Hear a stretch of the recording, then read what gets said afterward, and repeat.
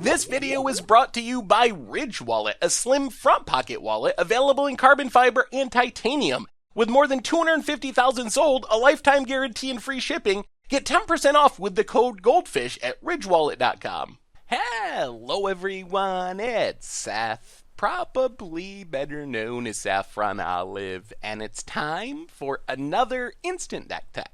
So as you know, Tuesday means it's Type 2 or Standard Tuesday. And with Guilds of Ravnica coming out next week, it's time to start looking ahead to our new Standard format. And this week, we have a deck by the one and only Todd Anderson from the SCG Versus series. So if you head over to SCG, I'll link the video down below too, but you can actually see Todd playing this deck. But this is a really sweet and pretty budget-friendly deck for Guilds of Ravnica Standard. This is Izzet Amulet, and I'm pretty excited for this one. Spell slinging Izzet shenanigans, which is just a really fun style to play. So a quick reminder before we break down Izzet Amulet for Standard.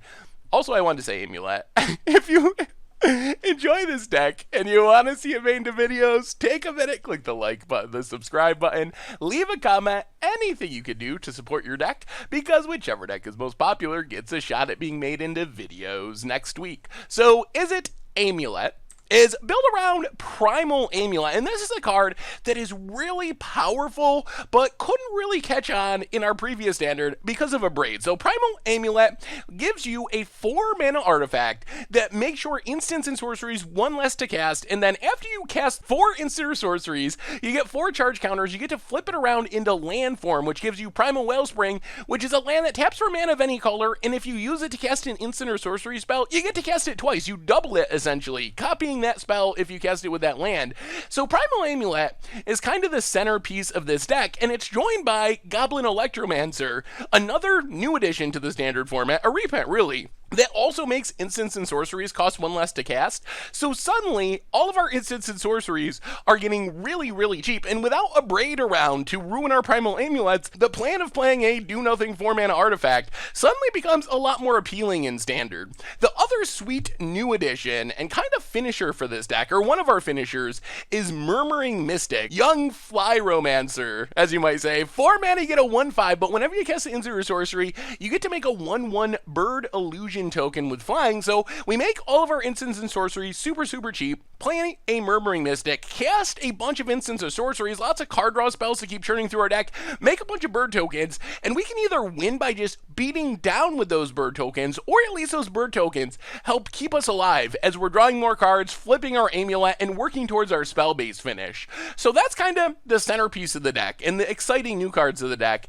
To keep churning through the deck, we have Chart a Course and Tormenting Voice, which are actually pretty similar. Both 2 mana draw 2 that make us discard a card. We can get out of the discard a card with Chart a Course if we happen to attack with like our Goblin Electromancer, but often it's just not really generating card advantage, but discarding useless lands, or maybe discarding our Jumpstart card, Chemister's Insight, to generate card advantage, but mostly just churning through our deck, making more illusions along the way, flipping our Primal Amulet, and so forth.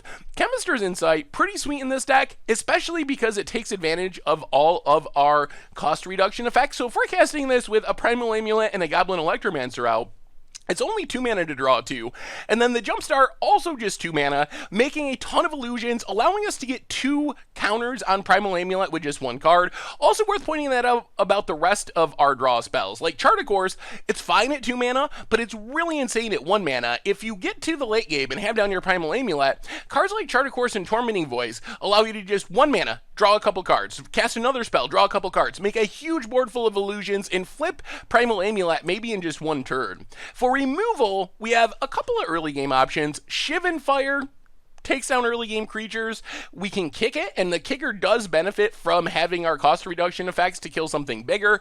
Lightning Strike takes down a creature, or it can go phase. Like if we need to in the late game, Lightning Strike, double up Lightning Strike with our Primal Amulet, Lightning Strike, double up Lightning Strike with Primal Amulet is a way we could actually win the game. We also have Blink of an Eye, which kind of walks the line between removal and card draw. Like we are bouncing something, so that's a nice value, but also if we can kick it, which is easy to do if we have our cost reduction effects, we get to draw a card, keep churning through our deck. As far as our big finish, and this is where the deck is super spicy, so apart from just making a bunch of flying illusions with Young Flyromancer, Murmuring Mystic, we can just kill our opponent with one shot with Fight with Fire. So thanks to Primal Amulet and Goblin Electromancer, we can make our spells pretty cheap, then we flip a Primal Amulet, which we can do pretty quickly with all of our cheap card draw spells, and then if we can kick a Fight with Fire, which is normally like 9 mana, but with all of our cost reduction effects, maybe 8 mana, 7 mana, plus we get Primal Wellspring as an extra land, but if we can kick a Fight with Fire using Primal Wellspring, that is 20 damage to our opponent's face, once for 10 damage, and then once again for 10 more damage, just killing our opponent even if we haven't dealt a single point of damage to them throughout the entire game. So that's kind of our big spell-based payoff. Of course, we can also just use Fight with Fire to kill Lyra, for example, other bigger creatures that dodge our Lightning Strikes and Shivan Fires. Mana-base-wise, Steam Vents, Sulphur Falls, Field of Ruins, those are kind of our dual lands, a bunch of basic lands. In the sideboard, we get a bunch of stuff to help out against control, kind of repeatable card advantage engines.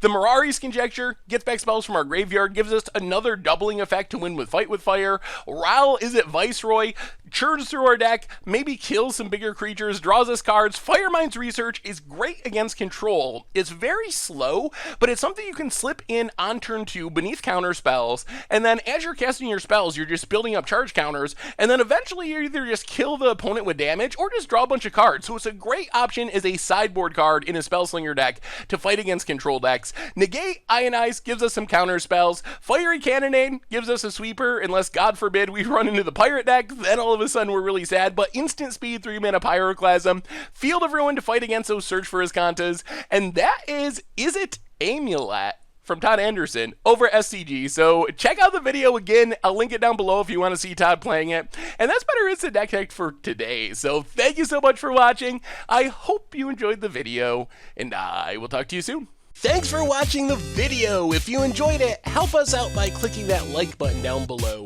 And to keep up on all the latest and greatest, click that subscribe button. And don't forget to hit that bell icon to get alerts whenever we have new videos. And if you want to, check out some of our other sweet videos here and here.